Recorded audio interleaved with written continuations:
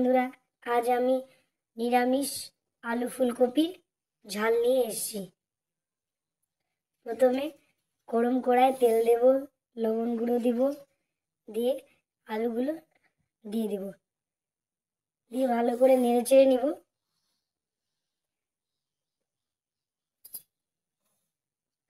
তার সাথে কেটে রাখা ফুলকপিগুলো একসাথে দিয়ে দেব।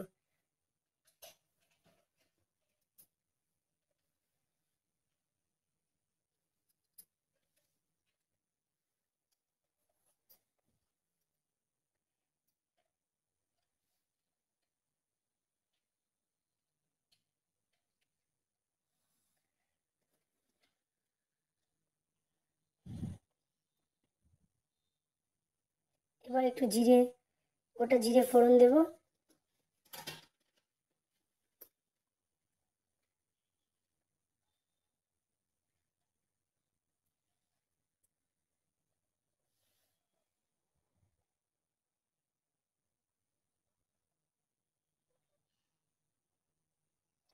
ভালোভাবে নাড়াচাড়া করে দুটো তেজপাতা ভেঙে দিয়ে দেবো স্বাদের জন্য।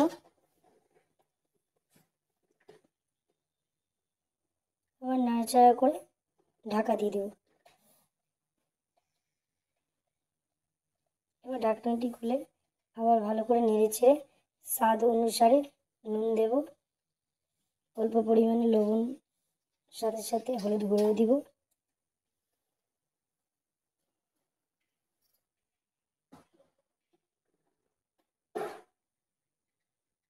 ঢাকনা দিয়ে ঢেকে দেব।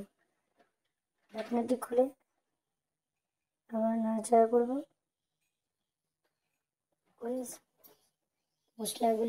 গুঁড়ো মশলাগুলি দিয়ে দেব। দিয়ে দেওয়ার পর অল্প পরিমাণে জল দেব, যাতে মশলাগুলো কষে নেওয়া যাবে।